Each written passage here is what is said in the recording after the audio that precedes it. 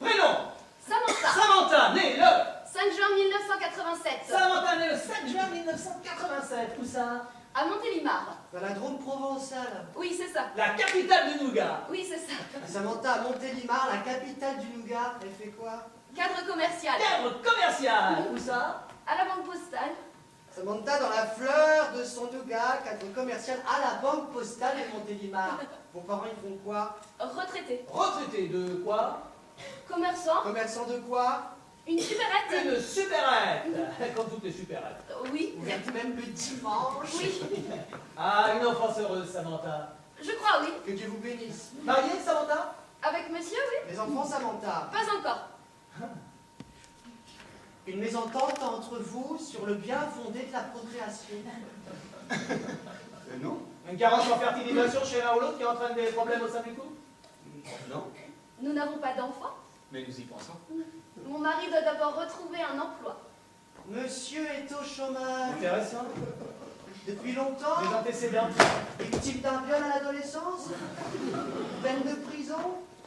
Tentative de meurtre. Violence conjugale, jalousie maladive, alcoolisme, drogue, trafic, expérience hallucinatoire, coma éthylique, envie de suicide au printemps. Merci.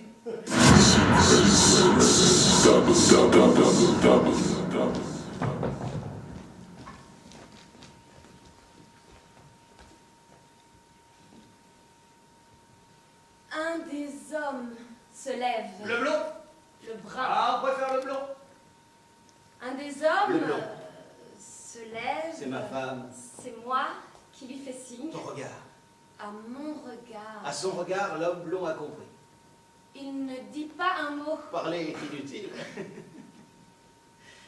Nous sommes trois dans le wagon. Compartiment. Je n'aime pas le mot wagon. Je vais faire le mot compartiment. Merci d'employer le mot compartiment à partir de maintenant.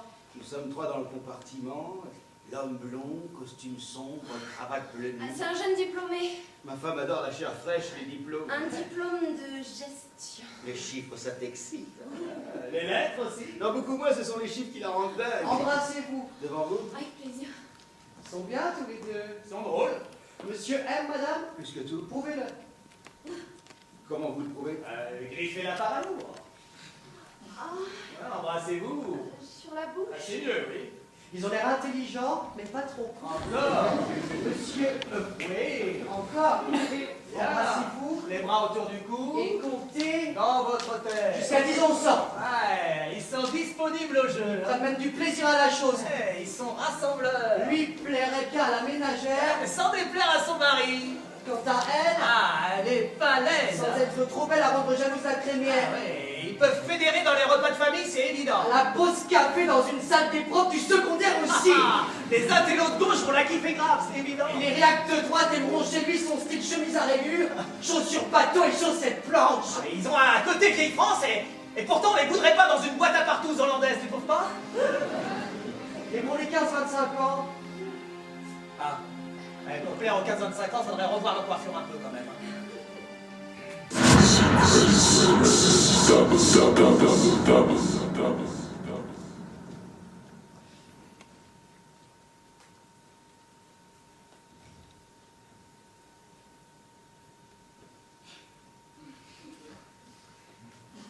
vous avez peur du noir. Pourquoi vous me demandez ça? Faut bien commencer par quelque chose. Vous auriez peut-être préféré L'avez-vous déjà fait à trois? 2 hommes plus vous. Oui, relations bisexuelles fréquentes et assumées. Allez vous faire foutre. Avec plaisir, Ouais. pas maintenant. Une révoltée. Une vraie, tu crois? Faut voir. Un tatouage sur l'épaule? Un piercing au nombril. Un rat de compagnie dans votre sac à main? Mademoiselle, la révolte, c'est nous qui la fabriquons selon les besoins. Vous êtes trop volontariste. Votre révolte est trop lisible, convenue et encombrante. Elle n'attire pas la sympathie, bien au contraire. Vous êtes venu seul parce que votre mec est parti hier, j'en suis certain. Ras-le-bol de vos révoltes à 2 balles. Et puis vous avez peur du noir. Ça, c'est une certitude.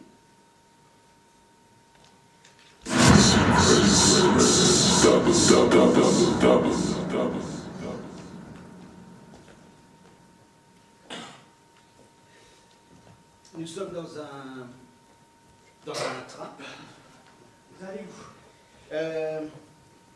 À Orléans. Vous allez faire quoi, Orléans? Je sais pas. Faut savoir. Oui. Voir la famille.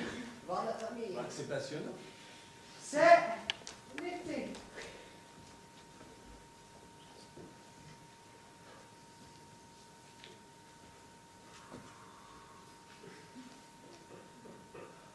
Il fait chaud dans ce train pour Orléans. Nous sommes 4 dans le wagon.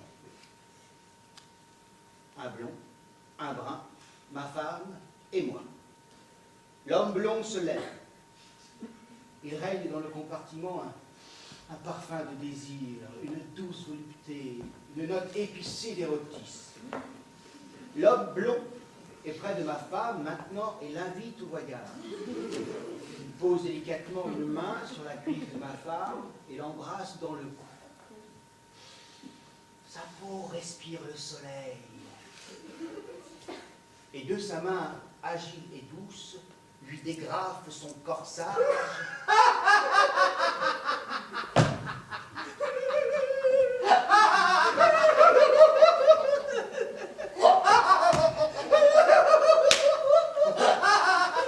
Pourquoi vous rigolez comme ça?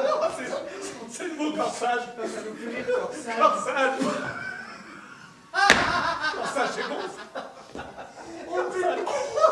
Eh, ça me rappelle un film érotique des années 80. Dans le cabaret, j'ai rigolé, c'est pas poli. Vous faisiez un sketch là, c'était pas. Non? Eh, faut le garder, lui. Corsage. Corsage. Putain, ça me rappelle ma grand-mère. Merci.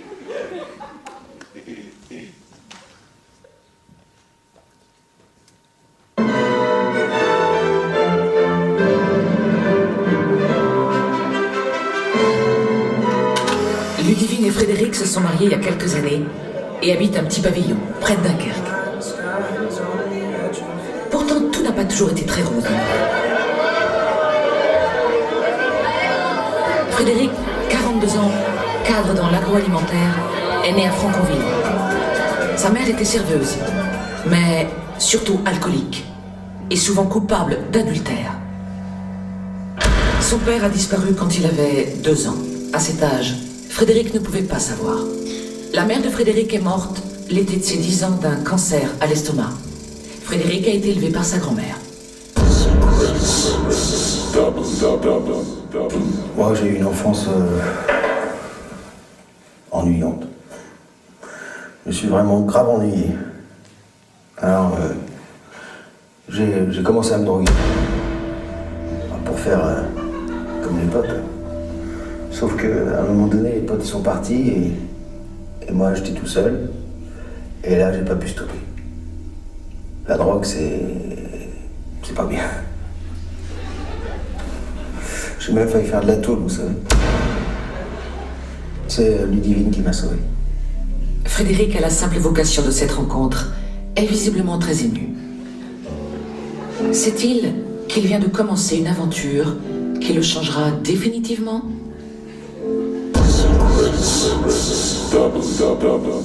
J'avais acheté un téléviseur écran plat, avec mon premier salaire de cadre dans l'agroalimentaire. Et c'était pour ma grand-mère, pour remercier ma grand-mère de tout ce qu'elle avait fait pour moi. Mais au bout d'une semaine ou 2 semaines, il est tombé en panne. Et Frédéric a appelé la plateforme clientèle pour savoir ce qu'il fallait faire. C'est sans doute cela que l'on appelle le destin. Il était déçu. Mais elle a su trouver les mots justes pour adoucir ma peine. Je t'aime. Je t'aime aussi. Après cette première conversation, Ludivine a noté son numéro de téléphone. Et puis, elle a noté mon numéro. J'ai noté son numéro sous son nom. J'ai glissé le post-it dans la poche intérieure de mon portefeuille et j'ai attendu la pause déjeuner pour l'appeler. Elle m'a appelé le midi même et j'ai reconnu tout de suite sa voix. Et je lui ai dit, je vous appelle, mais cette fois-ci à titre personnel. Et le soir même, j'ai invité un dîner dans un restaurant japonais près de chez moi.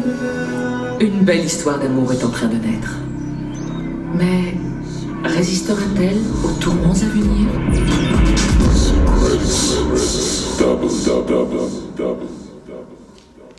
Non mais si, c'est vrai, c'est important, vous savez. Dans nos métiers, c'est important le choix des mots. Non mais si, c'est vrai, c'est important, vous savez. Dans nos métiers, c'est important de dire les choses comme elles sont. Non mais si, c'est vrai. Ça se devine. Ça se sent. Ça se voit. Cette femme n'est ni une chienne, ni une salope, ni une puce. C'est une bonne actrice. Regardez-la pleurer. Vous avez été... C'est vrai. Mais à culpa. Un peu loin avec elle. Vous avez été... C'est vrai. Mais à culpa. Un peu dur avec elle. Il le fallait. On va pas se flageller tout de même. Elle a du potentiel. Vous pensez bien. Le problème avec elle... C'est qu'on ne sait plus ce qu'on doit regarder. Elle a une poitrine, comment dire... Généreuse. Une poitrine volontaire. Oui, c'est ça. Volontaire. Mais pas volontariste. Elle est pas laide quand elle pleure. Elle est même... Vous avez raison. Plus belle que quand elle rit. C'est vrai. Ses larmes sont, comment dire... photogéniques. Mais... C'est ça. Elle est même plutôt jolie. Sa détresse, c'est comment dire... Télécompatible. Oui. C'est ça. Elle est même assez attirante. Elle pleure facilement. Tu crois qu'elle saura pleurer au bon moment? Je pense, oui. Elle fait semblant avec délice. Il faut pleurer, mais pas trop. Il faut savoir pleurer au bon moment. Ce n'est pas un problème. Nous lui apprendrons. Elle a raison. C'est pas notre boulot. Tu as raison. Nous, on flaire. Ouais. On flaire le bon numéro. Il a raison. C'est important. On doit imaginer le potentiel. Après, il faut façonner, sculpter, maquiller, améliorer. Il faut que la matière première soit bonne, sinon... Nous aurons beau façonner, sculpter, maquiller, améliorer. Ce sera foutu. Ce sera nul.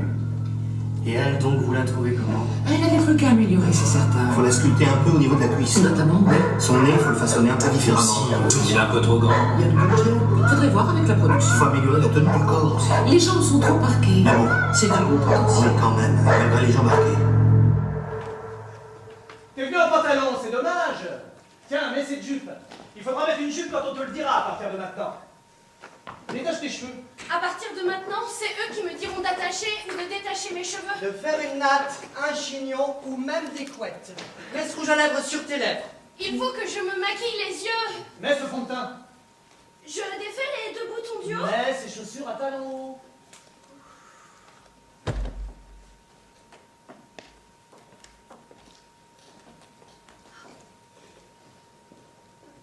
Je suis... Tu es... Elle est... Parfait.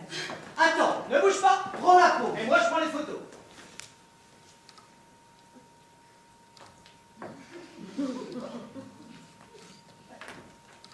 Tu oublies ton armoire. À partir de maintenant, c'est nous qui t'habillons. Tiens, change-toi, mets ça. Ce survêtement sans forme est troué. Je suis ta capuche, oui. Marche. T'es dans la rue. Lui, c'est pas Barati. Oui, et tu fais semblant que tu ne m'as pas vu. Je marche dans la rue. Il fait froid. Et tu viens d'apprendre que ta super meilleure amie va se faire enlever ses 4 ans de sagesse. C'est horrible. Je suis triste et j'ai peur pour ma super meilleure amie.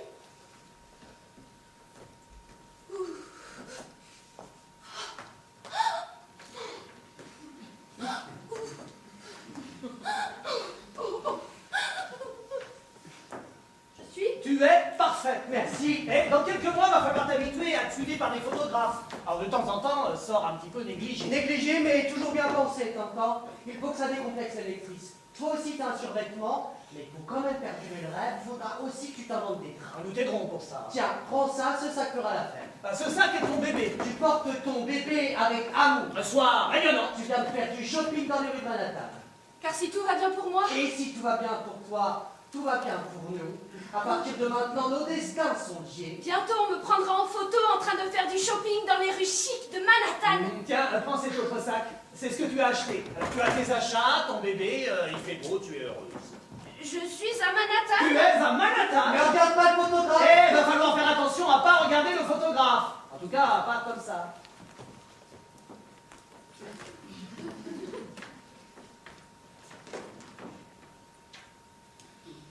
Je suis... Tu es parfaite. Merci. Il faut d'abord capter. Tu comprends? Je comprends. Il faut penser à tout pour capter. Même à tes jambes arquées, hein? Capter l'attention, c'est le plus difficile. Trouver le concept qui capterait l'attention, tu vois. Je vois. Il faut inviter l'autre à t'écouter. À ce qu'il ne puisse rien faire d'autre que t'écouter. Il faut le captiver. C'est ça. Ouh, tu apprends vite, hein? Très bien. Allez, courage! Tu n'es qu'au début. La route est très longue. Il te reste beaucoup de choses à apprendre. Beaucoup de pièges à éviter. En haut, c'est magique. Ah, crois-moi. Mais pour arriver là-haut, il va falloir Il t'oublier. va falloir que tu nous écoutes. Champagne. Je vois